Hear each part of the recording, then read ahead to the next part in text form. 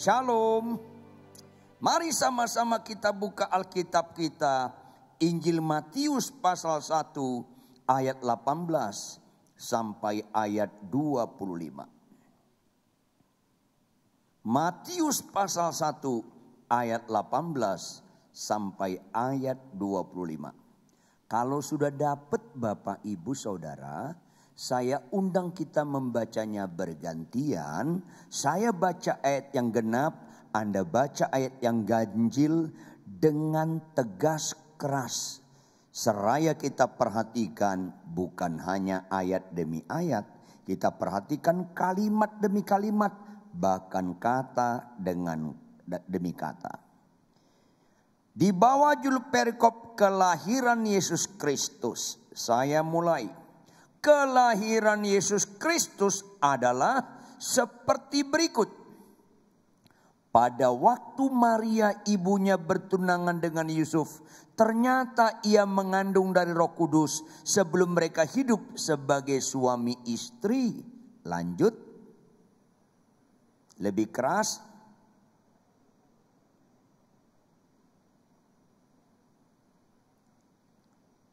Belum makan kah? Oke, saya baca ayat 20, Anda baca ayat 21 lebih keras. Tetapi ketika ia mempertimbangkan maksud itu, malaikat Tuhan nampak kepadanya dalam mimpi dan berkata, Yusuf anak Daud, janganlah engkau takut mengambil Maria sebagai istrimu, sebab anak yang di dalam kandungannya adalah dari Roh Kudus. Lanjut.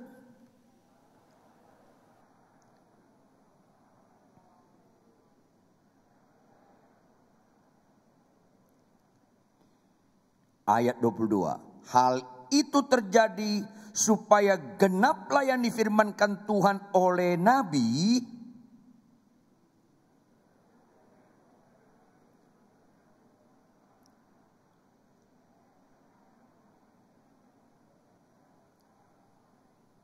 Ayat 24. Sesudah bangun dari tidurnya, Yusuf berbuat seperti yang diperintahkan malaikat Tuhan itu kepadanya. Ia mengambil Maria sebagai istrinya.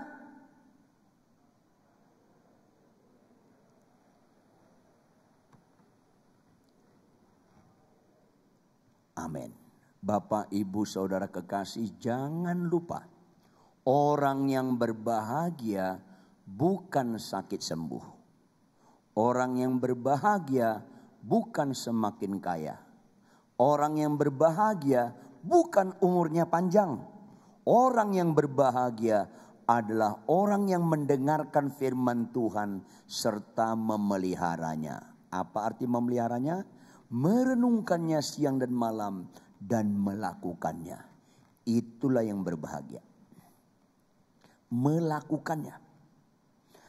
Nah, konteks kebenaran ini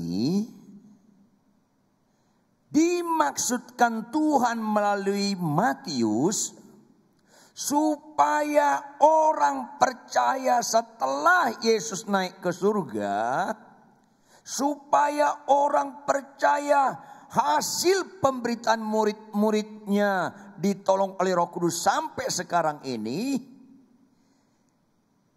jangan gagal fokus merayakan Natal. Karena mayoritas di dunia ini merayakan Natal bukan seperti yang Tuhan maksud, melainkan seperti masing-masing kita maksud. Ini bahaya. Bapak, Ibu, Saudara, merayakan Natal dicontohkan oleh Maria dan Yusuf. Apa itu? Merayakan Natal itu makin tinggi tingkat ketaatan kita kepada Tuhan. Saya ulangi, merayakan Natal itu sama dengan makin tinggi tingkat ketaatan kita kepada Allah. Mujizat di atas segala mujizat di dalam diri orang percaya, yaitu setelah bertobat lahir baru, dia menjadi taat pelaku firman. Itulah kata Tuhan Yesus, orang yang berbahagia. Why? Mengapa?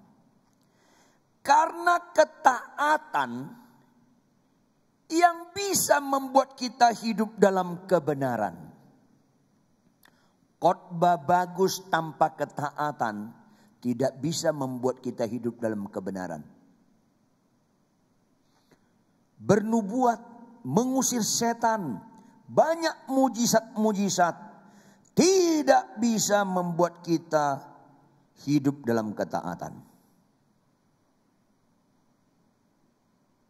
Makanya Tuhan Yesus dengan tegas, bagian awal-awal pemuritan Yesus kepada murid-muridnya, Yesus berkata, pada zaman akhir banyak orang teriak Tuhan, Tuhan, Tuhan akan masuk dalam kerajaan surga. Tidak. Melainkan mereka yang melakukan kehendak Bapa di surga. Melakukan kehendak Bapa di surga. Ayat 22-23. Pada zaman akhir banyak orang. Kalau banyak menurut Alkitab itu tidak relatif. Benar-benar banyak. Tuhan, Tuhan, Tuhan, kami banyak bernubuat demi namamu. Kami banyak mengusir setan demi namamu. Kami banyak melakukan mujizat demi namamu. Kalau Anda baca dalam bahasa aslinya, semuanya dalam bentuk kata kerja terjadi. Nubuatnya terjadi, mengusir setannya terjadi, mujizatnya terjadi. Tapi Tuhan gak ragu berkata, aku tidak kenal engkau, enyah kau pembuat kejahatan. Karena banyak orang Kristen, pendeta hamba Tuhan, khotbah bagus, buat mujizat, tapi dalam kehidupan sehari-hari gak taat pelaku firman. Sehingga banyak orang Kristen, banyak orang pelayan yang katanya pelayan Tuhan di gereja, hidupnya jadi batu sandungan. Ada singers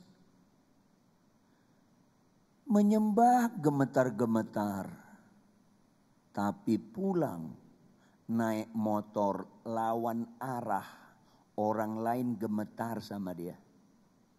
Ini kan kesurupan. Tolong yang naik motor, apapun alasanmu, jangan pernah lawan arah. Nggak ada amin kalau khotbah begini, nggak ada amin, nggak ada. Tapi kalau khotbah di gereja, siapa sakit pasti sembuh, amin. Sedih sekali rasanya. Akhirnya orang Kristen suka kesembuhan, nggak berubah kelakuannya. Ada di gereja bapak-bapak menyembah gemetar-gemetar, tapi pulang istrinya gemetar sama dia. Kalau ada bapak-bapak di sini masih kasar sama istrinya, catat baik-baik. Anda itu jahat di mata Tuhan.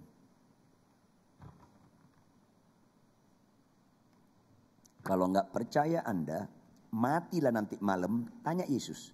Pasti benar yang saya ucapkan ini.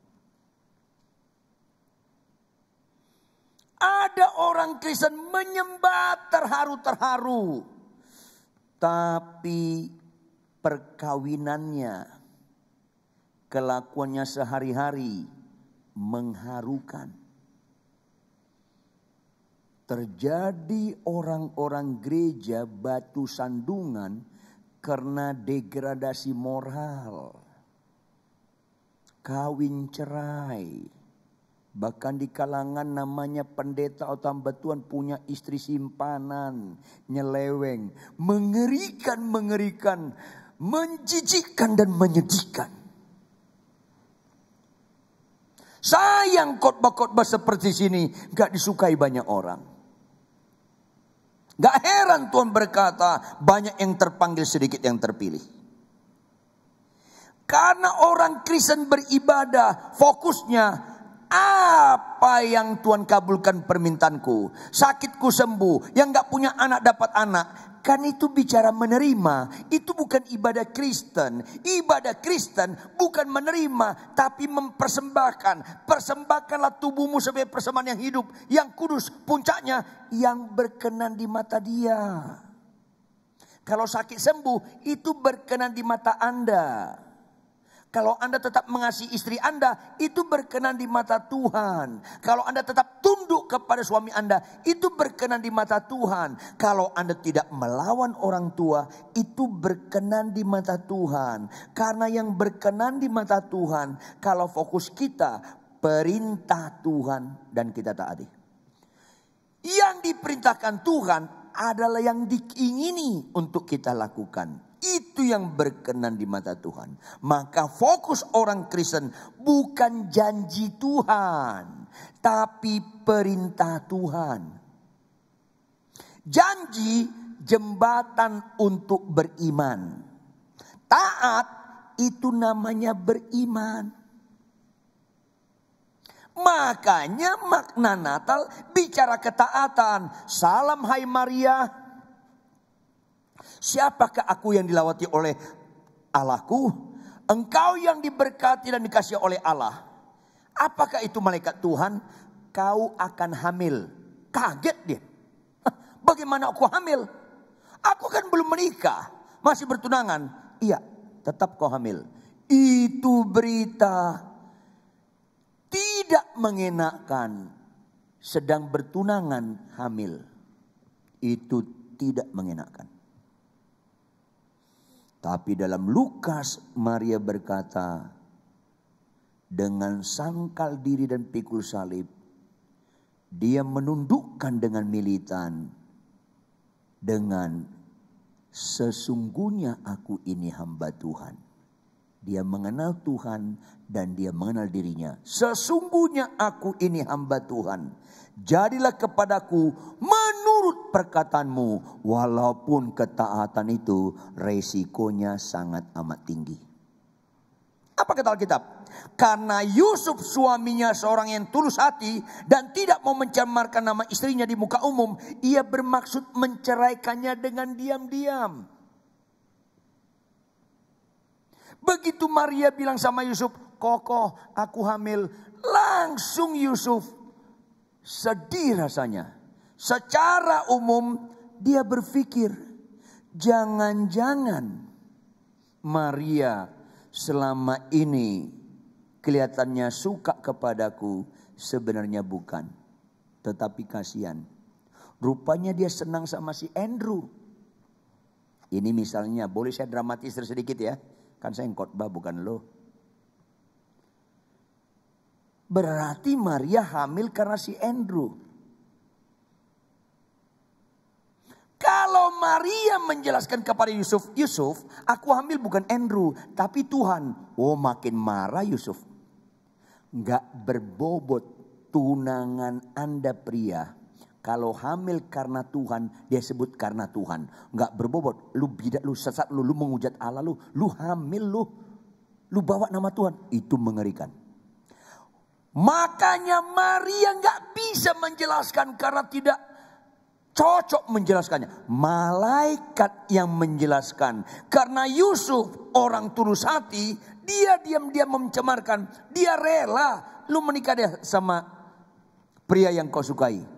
Tetapi ketika ia mempertimbangkan maksud itu, malaikat Tuhan nampak kepadanya dalam mimpi dan berkata, Yusuf anak Daud, janganlah engkau takut mengambil Maria sebagai istrimu. Sebab anak yang dalam kandungannya adalah Roh Kudus. Karena malaikat yang menjelaskan, baru Yusuf bisa menerima. Kalau Maria menjelaskan, pasti Yusuf sulit menerima. Kebayang gak Anda anak muda yang belum menikah? Pacar Anda bilang dia hamil karena Tuhan. Gampang gak Anda terima? Enggak. Jujur aja. Tapi Maria dan Yusuf akhirnya taat. Kita buka ayat 24. Operator coba buka ayat 24. Saya minta kita semua jemaat baca semuanya. Sama-sama. 1, 2, ya. Sesudah bangun dari tidurnya. Lanjut.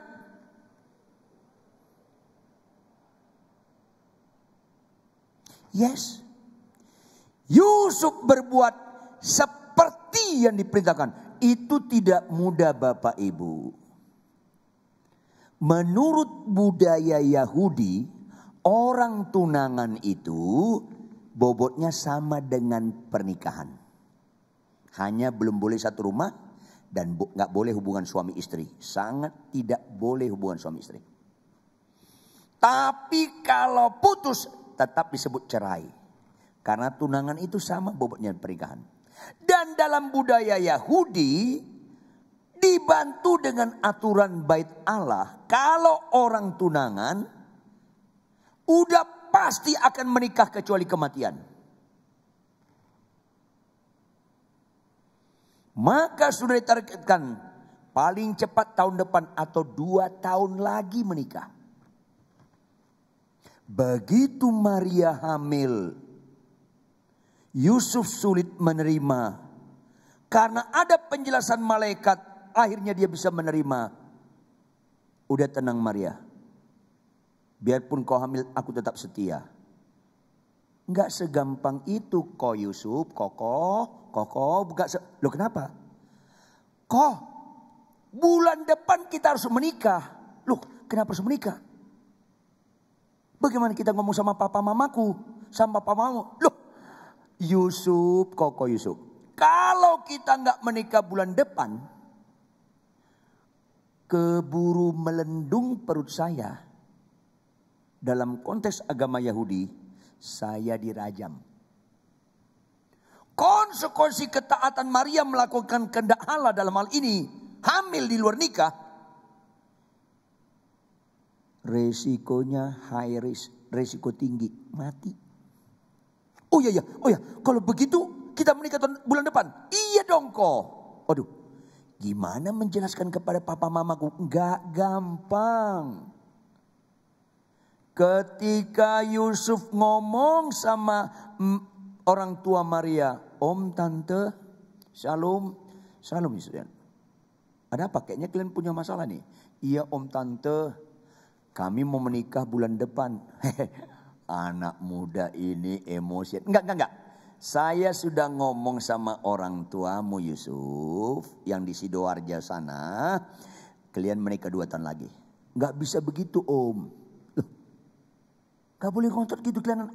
Bulan depan Om. Loh kenapa di bulan depan? Maria hamil Om. Itu tidak mudah. Kalau saya dramatisir sedikit. Orang tua Maria melototin Yusuf tuh. Yusuf. Lu kan aktif worship leader di GSJS. Ya kenapa Om? Kenapa lu gak bisa tahu nafsu? Kenapa kalian berhubungan berzina? Om jangan marah dong. Apa jangan marah? Maria hamil bukan karena gua, digampar tuh. Pak, mas lu kurang ajar. Anak gua dihamil pria lain. Lu jangan main-main Yusuf. Anak gua setia banget sama lu. Gak mudah. Lu tanya aja Maria Om. Maria, benar bukan Yusuf mengambil. Iya papi bukan Yusuf. Digampar lagi tuh. Di mana muka papa terhadap orang tua Yusuf calon besan saya? Masa lu hamil di luar nikah? Bukan sama Yusuf lagi, sama cowok lain. Bukan papi, jangan marah dong. Apa gak marah? Ini hamil karena Tuhan, digampar lagi tuh. Jujur dong bapak ibu, coba anak gadis kita bilang, papi, mami, ada berita sukacita, joy to the world. Apa ini? Gua bunting. Maksud apa? Ini Tuhan yang buat, digampar. Kalau gak percaya anak gadis, lu bersandiwara lah. Berserius, bilang sama orang tua lu, gua hamil karena Tuhan. Sesat lo, bidat lo. Itu tidak mudah, apalagi dalam konteks agama Yahudi. Tapi Alkitab mencatat mereka taat. Orang merayakan Natal, banyak kue Natal, ada pohon Natal. Setelah itu gak taat, itu ngawur. Itu Natal-Natalan. Makanya tampilkan ayat 21. Ayat 21. Sama-sama kita baca Bapak Ibu dengan keras. 1, 2, iya. ia akan melahirkan anak laki-laki. Lanjut. Karena apa? Karena dialah yang akan menyelamatkan umatnya dari dosa. Dari dosa, bukan dari penyakit. Dari dosa. Bapak Ibu, yang paling serius dalam hidup ini dosa. Karena dosa satu-satunya yang membuat kita putus hubungan dengan Allah. Karena dosa satu-satunya membuat kita tanpa pengharapan.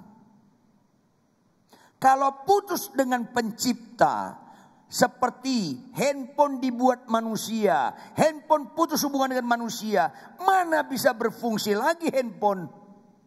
Kalau putus hubungan dengan manusia, handphone gak berfungsi. Emang Anda kira handphone di tangan gajah berfungsi? Di tangan monyet berfungsi? Enggak, hanya di tangan manusia dia berfungsi. Anda dan saya hanya di tangan Allah bisa berfungsi. Katakan amin. Katakan amin. Tepuk tangan yang keras. Yes. Dan dosa membuat kita putus hubungan dengan Allah. Akibatnya gak berfungsi. Dan Allah berkata, di luar aku kau gak bisa berbuat apa-apa. Jawab. Makin banyak dokter, makin banyak dokter, makin panjang umur manusia atau makin pendek umur manusia? Makin pendek. Zaman Adam dan Hawa gak ada dokter. Umur 900 sampai 1000 tahun. Zaman Nuh mulai ada tabib-tabib. Umur di korting paling kuat 700 tahun. Zaman Musa lebih banyak lagi tabib-tabib. Umur paling kuat 200 tahun. Zaman kakek nenek kita, kungkung popo akong, opa oma, bakakung, grandpa grandma. Zaman kakek nenek saya lebih banyak dokter daripada zaman Musa. Nenek saya dari mama saya paling tua, umurnya 106 tahun. 106 tahun. Zaman kita bapak-bapak, kalau ada di antara Anda umur Anda di atas 60 tahun seperti saya, zaman kita bapak-bapak, makin banyak dokter enggak? Makin banyak. Tapi saya ingatkan Anda, sulit sekali umur kita 100 tahun. Zaman Anda anak-anak muda, lebih banyak dokter daripada zaman kami. Tapi saya peringatkan Anda, sulit sekali umur Anda 90 tahun. Makin banyak dokter, makin pendek umur manusia. Makin banyak ahli kesehatan, makin aneh-aneh penyakit termasuk pandemi COVID-19. Sia-sia penyelamatkan manusia. Segala sesuatu di bawah matahari tempat Tuhan gak ada pengharapan. Makin banyak sarjana hukum, makin rusak hukum. Yang ngerusakin hukum bukan tukang becak, bukan tukang gojek. Yang tahu hukum. Pengacara, sarjana hukum, jaksa, hakim. Kalau nggak takut akan Tuhan, rata-rata UUD, ujung-ujungnya duit. Pakai KUHP, kasih uang habis perkara, maju tak gentar membela yang bayar. Ketika orang bilang, Pak Pendeta Ridwan, Pendeta Ridwan orang Batak ya? Iya, saya orang Batak. Kenapa? Hebat loh orang Batak. Apa hebatnya? Pengacara-pengacara terkenal orang Batak. Hotman Paris Hutapea, Hotman Sitompul, Ruhut Sitompul. Banyak sekali. Saya bilang nggak ada hebatnya. Loh kenapa? Semua mereka dari provinsi Sumatera Utara. Sumut, tahu Sumut nggak? Sumut, SUMUT, Sumut. Semua urusan menggunakan uang tunai. Makanya ibu kota Sumut apa? Medan, MEDAN. Medan, masuklah engkau dalam api neraka. Halo. Makin banyak ahli hukum, makin rusak hukum. Makin banyak sarjana ekonomi, makin banyak krismon, huta barat, krisis moneter, hutang tambah berat. Makin banyak ahli ilmu jiwa, makin banyak orang gila. Tahun 60-an awal saya menjejakkan kaki di Jakarta. Jarang orang gila. Kalau ada orang gila, geger. Jarang. Sekarang ini Bapak Ibu anak-anak muda, sekarang ini sulit membedakan mana orang waras, mana orang gila. termasuk di sebelah kiri Anda. Mungkin gangguan jiwa. Sebelah kiri Anda kemungkinan gangguan jiwa. Sebelah kanan Anda mungkin lebih parah. Boleh saya dramatis sedikit lah, kan saya khotbah. Makin banyak orang berbuat baik, berbuat saleh tanpa Kristus. Yesaya berkata, kesalahan kita kayak kain kotor, nggak ada pengharapan. Karena dosa membuat putus hubungan dengan Allah. Bapak Ibu, lihatlah serius tidak serius satu masalah dari akibatnya. Kenapa kanker lebih serius daripada bisul? Akibatnya kanker bisa mati, bisul tidak. Kenapa lebih sukacita sembuh kanker daripada bisul? Karena kanker lebih serius. Maka Bapak Ibu, mana lebih serius, dosa atau kanker? Dosa. Tidak ada upah kanker maut, upah dosa maut. Makanya berita Natal membebaskan kita dari dosa. Itulah berita sukacita pertama, joy to the world. Maka Bapak Ibu, orang Kristen harus selaras dengan pikiran Tuhan. Lebih sukacita bertobat daripada sembuh. Tapi terjadi degradasi moral di kalangan para pendeta hamba Tuhan, di kalangan gereja. Lebih kagum lumpuh berjalan, lebih kagum buta celik daripada pemarah jadi lemah lembut, daripada pembohong jadi jujur. Karena orang Kristen tidak selaras dengan Tuhan. Kalau Anda sakit kanker, Anda sembuh, nggak ada sukacita di surga. Karena sakit sembuh, tidak ada unsur kekekalan. Tolong jawab dengan keras Bapak Ibu anak-anak muda. Kalau ada orang sakit kanker, umurnya 3 bulan lagi. Umurnya berapa? 3 bulan lagi. Tolong jawab. Bisa nggak Tuhan sembuhkan? Yang keras dong. Lebih keras dong. Bisa, jangan ragu. Oh lebih sembuh. Sembuh dia. Berarti batal nggak kematiannya? Jawab dong. Yang keras dong. Yang bilang batal sesat. Nggak batal, ditunda. Ada nggak orang sakit kanker sembuh terus nggak mati-mati selama-lamanya? Nggak ada. Mati lagi nggak? Mati. Karena kesembuhan nggak ada unsur kekekalan. Makanya Tuhan tidak pernah meletakkan sukacitanya di kesembuhan. Catat dong, cerdas dong. Saya bingung gereja-gereja terlalu menekankan kesembuhan. Lama-lama ngawur gereja itu. Ketika ada ibu-ibu, puji Tuhan Pak Pendeta, 5 tahun yang lalu Bapak doakan saya, kanker saya sembuh. Saya bilang, puji Tuhan Ibu, kapan periksa terakhir? 4 bulan yang lalu Pak Pendeta, apa hasilnya? Sudah bersih saya dari kanker, sudah bersih. Apa saya bilang? Puji Tuhan Ibu sembuh. Tapi jangan lupa, Ibu tetap bisa mati lagi. Kasih tahu. Ibu tetap bisa mati lagi. Kaget dia, loh kok gitu? Bukan kok gitu, memang gitu. Karena kesembuhan tidak membatalkan kematian. Karena kesembuhan tidak dimensi kekekalan. Kesementaraan. Tetapi kalau bertobat itu dimensi kekekalan. Sehingga Alkitab tegas mencatat. Jika satu orang saja bertobat. Maka seisi surga bersorak-sorai. Tepuk tangan yang keras. Yes! Natal bicara meninggalkan dosa Bapak Ibu. Dosa bicara ketidaktaatan. Natal membuat kita untuk taat.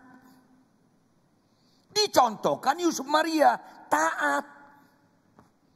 Abraham bapak beriman digambarkan dengan ketaatan. Abraham ambil anakmu yang tunggal, yakni Ishak yang kau kasih. Sembelih dia bagiku. Taat. Tapi orang gereja lebih suka sakit sembuh daripada taat. Capek nggak capek, ngantuk nggak ngantuk, sehat kurang sehat, konflik tidak konflik dalam rumah tangga, tetap bangun pagi baca Alkitab. Di gereja sekarang makin jarang orang taat, tapi makin banyak suka mujizat, rusak. Bersyukurlah Anda Bapak Ibu anak-anak muda. Sebelum Anda meninggal, dengar firman hari ini. Supaya kalau tahun depan Anda meninggal, agak beres hidup Anda. Ini penting sekali. Karena kita berorientasi kepada kekekalan. Jangan anti kesembuhan. Sekaligus jangan utamakan kesembuhan. Utamakan ketaatan. Makanya orang diampuni dosanya itu joy to the word. Not happy to the word. Joy. Joy itu sukacita ilahi.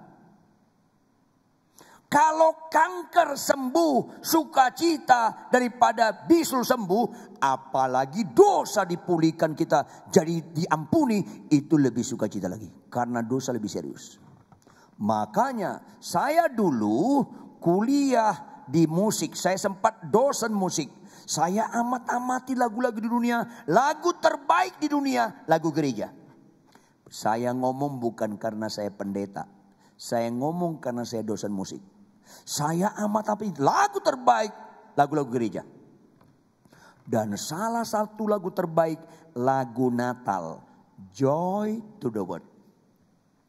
Apa bahasa Indonesianya? Kesukaan bagi dunia. Kesukaannya dari mana? Dari surga, dari atas ke bawah. Maka syairnya kesukaan dari atas ke bawah disertai dengan notasinya selaras dengan syair. Yaitu apa? Dimulai dengan do tinggi gambaran surga ke do rendah. Do si la sol fa mi re do, turun dia. Tapi banyak sekarang Natal-Natal bukan berita joy, berita happy. Apa itu? Sale up 70%. Jangan pura-pura gak nyambung loh. Sale up 70%. Berita dari mall, sale, obral. Itu berita bukan dari atas, dari samping. Karena dari samping lagunya bukan dari atas ke bawah. Do si la sol fa mi re do, bukan turun, tapi mendatar. Mi mi mi mi mi mi mi mi mi mi mi. Mampir tukang mie rebus, mie goreng. Mendatar. Kalau ini enggak. Do si la sol fa mi re do. Ketika dunia mengalami joy, notasi berikutnya mengangkat dunia ke do tinggi. Doa Bapa kami, jadilah kepada kami di bumi seperti di surga. Maka notasinya mengangkat. Sola la si do naik. Berikutnya lincah. Tam taram tam taram tam taram tam taram tararat tararam tararat tararat tararam tararam tam tam tam tam tam tam tam. Bagus sekali lagu itu. Tapi sayang orang Kristen menyanyikan sekedar lip service tanpa penghayatan. Akhirnya belum habis Januari lagunya sudah ganti. Apa lagunya Bapak Ibu yang 50 tahun ke atas? Apa lagunya? Aku masih seperti, karena gak taat. Yang maki istri lagi. Yang ngelawan suami. Yang berzina tetap berzina. Yang buka situs porno tetap buka situs porno. Yang pacaran menyerempet perzinahan tetap dilanjutkan. Ini kan rusak Kristen seperti ini. Kalau di gereja nggak menekankan ketaatan, binasalah kita. Banyak yang terpanggil, sedikit yang terpilih. Berita Natal itu adalah menyelesaikan dosa. Berikutnya ayat 23. Sama-sama kita baca Bapak Ibu. Ayat 23. Minta tolong saya yang keras. 1, 2, ya. Sesungguhnya. Lanjut. Dan yang berarti, ya, Immanuel itu artinya Allah menyertai kita. Sekali-kali dia tidak pernah meninggalkan kita. Sekali-kali tidak membiarkan kita. Bukan konteksnya kenyamanan kita. Jangan Immanuel itu supaya kita berdoa, Tuhan aku naik pesawat ke Singapura. Immanuel sertai aku, lindungi pesawatku. Bukan bicara kesukaan kita. Egois. Tapi apa? Supaya Dimanapun kita berada, bagaimanapun situasi kita, kita tetap memiliki tingkat kesadaran yang tinggi. Ada Allah menyertai kita. Sehingga apapun yang kita alami, tetap kita taati Dia. Itu arti Immanuel, taat. Kita taati Dia. Ketika naik pesawat di ketinggian 38.000 kaki, goncang pesawatnya, tetap kita taati Dia. Tuhan, kalau memang pesawat ini jatuh, tolonglah aku tetap berpegang kepada Engkau. Karena orang Kristen gak takut mati. Hidup untuk Kristus, mati adalah sunyi senyap loh. Jujur Bapak Ibu, jawab ya, jujur. Kalau Anda naik pesawat ke Jakarta, kemana? Yang keras kemana? Ke Jakarta. Jawab. Anda sukanya on time atau delay? Yang keras. On time. Konsisten dong. Mana lebih bagus, surga atau Jakarta? Surga kan? Maka orang Kristen yang waras tidak lagi fokus kesembuhan. Bilang sama Tuhan, Tuhan, kalau saatnya kau panggil aku, tolong jangan delay, on time dong. Itu gak ada amin, susah. Makanya gak banyak orang benar di gereja. Nyanyiannya keren. Ho Yerusalem, kota mulia. Lanjut. Hatiku. Apa kata malaikat? Bohong. Rindu ke sana, tapi ketika dipanggil gak mau. Ke surga sukanya delay, ke Singapura on time. Gak berubah orang Kristen ini. Saya kalau khotbah di Madura, saya khotbah di Padang, di Aceh, saya khotbah di pesisir Malaysia, di negara-negara komunitas yang gak percaya, saya khotbah tentang kesembuhan. Why? Karena mereka belum percaya, mata rohani mereka masih buta. Perlu mata jasmani mereka melihat mujizat sebagai jembatan, bukan tujuan. Sebagai jembatan mereka mempercayakan diri mereka kepada Tuhan. Tapi di gereja yang notabene komunitas orang percaya, jangan lagi khotbah mujizat, jangan. Khotbahkanlah pengajaran supaya jemaat itu bertumbuh, tidak idiot. Bertumbuh, dewasa, taat, setia, hidup dalam kasih. Kalau kasih, siap berkorban. Itu berarti hidupku bukan aku lagi melainkan Kristus. Taat, Immanuel, Allah menyertai kita supaya taat. Bapak-bapak, anak-anak muda yang bawa mobil. Ketika kita bawa mobil, tiba-tiba orang pepet. Seenaknya mepet mobil kita. Ada dua suara kan? Ada.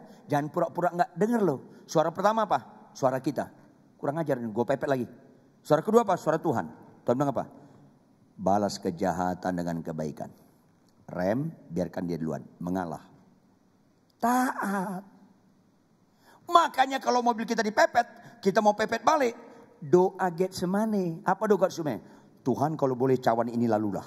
Kalau boleh cawan ini lalulah. Tapi jangan kena ku yang jadi Tuhan. Kena mulai jadi. Oke. Rem, mengalah. Itu Kristen. Khotbah bagus bukan ciri utama Kristen. Mujizat-mujizat bukan ciri utama Kristen. Hidup taat termasuk di jalan raya. Itu ciri utama Kristen. Katakan amin. Tepuk tangan. Yes. Taat. Bapak-bapak lihat saya. Bapak-bapak lihat saya. Ketika istri kita kurang hemat berkata-kata. Tahu kurang hemat? Boros. Boleh kau doakan Getsemani dalam hati. Tuhan kalau boleh cawan ini lalulah. Boleh. Tapi jangan titik. Apalagi tanda seru. Koma. Tapi jangan kena ku yang jadi Tuhan. Kena mulai jadi. Maka Tuhan berkata. Kalau istrimu marah-marah kau tetap diam. Bapak-bapak. Kalau istri kita marah-marah kita tetap diam. Why? Kalau perempuan marah. Nalarnya tumpul. Emosinya yang kencang. Karena otaknya kematangannya well done. Kalau kau jelaskan buntu sama dia. Sabar aja sambil ngomong. Ketika istri kita marah-marah. Kita ngomong sama Tuhan Immanuel ada menyertai kita. Kita bilang sama Tuhan. Tuhan energik banget istriku. Sehat dia Tuhan. Ya, tanda-tanda istri sehat masih bisa marah, itu sehat. Kalau istri tidak marah lagi, diam aja, itu tanda-tanda dia meriang. Jangan-jangan kena COVID-19. Kalau istri kita ketawa terus, itu gangguan jiwa. Tapi kalau kombinasi, bisa diam, bisa marah, bisa ketawa, itu sehat. Kalau istri kita marah lagi, tetap kita nggak buka mulut. Kita bilang sama Tuhan, Tuhan cocok banget aku sama nih orang. Kau kirimkan dia menjadi pahat yang tajam untuk mengukir saya. Lanjutkan Tuhan. Kalau marah lagi, tetap kita nggak bakalah. Kita tatap dia. Kita bilang sama Tuhan, Tuhan istriku ini satu-satunya di dunia. Manusia langka, tolong lestarikan Tuhan. Pasti kalah dia, karena marah itu capek. Terakhir pasti istri kita bilang, Papa kok aku marah-marah, Papa senyum-senyum aja. Iya Ma, kau senyum ku nikmati, kau marah pun ku nikmati. Kristen yang luar biasa bukan karunia memiliki, tapi karunia menikmati. Bagaimanapun kita dapat mengucap syukur dalam segala hal, karena Immanuel. Maka ciri utama Kristen, sangkal diri supaya jangan diri kita yang mengambil keputusan. Tuhan yang mengambil keputusan. Pikul salib. Supaya jangan kelakuan pasangan kita yang ada kekurangan membuat kita marah, jatuh dalam dosa. Kita pikul walaupun dia lemah, bahkan dia salah, tetap kita nggak korbankan ketaatan. Maka ciri utama Kristen membuktikan Allah Immanuel, kita sangkal diri pikul salib. Itu Natal. Terakhir. Karena kita taat, bisa gagal, kita ulangi lagi. Bisa gagal, kita ulangi lagi. Karena ada nyanyian, ku tak akan menyerah pada apapun. Ya, terus taati. Akhirnya merubah karakter kita. Karena ciri utama Kristen bukan karunia roh, tapi buah roh. Kasih, sukacita, kesabaran. Orang Kristen, apalagi pendeta hamba Tuhan, terkenal bukan mujizatnya, terkenal sabarnya di atas rata-rata, rendah hatinya di atas rata-rata, kasihnya di atas rata-rata, pengampunannya di atas rata-rata, nilai pengorbanannya di atas rata-rata. Maka ada perubahan karakter sehingga kita punya keteladanan hidup di atas rata-rata. Sehingga kita menjadi surat-surat yang terbuka yang bisa dibaca orang. Sehingga anak-anak kita melihat keteladanan. Adik kakak kita melihat keteladanan. Ipar kita, mertua kita, tetangga kita melihat keteladanan. Akhirnya makin banyak lutut bertelut dan mulut mengaku benarlah Yesus Tuhan. Itu 3 makna Natal. Pertama, menyelesaikan dosa kita. Kedua, kita taat dan merubah karakter kita. Ketiga, kita menjadi berkat bagi banyak orang. Supaya bukan hanya kita merayakan Natal. Karena Kristus Juru Selamat dunia.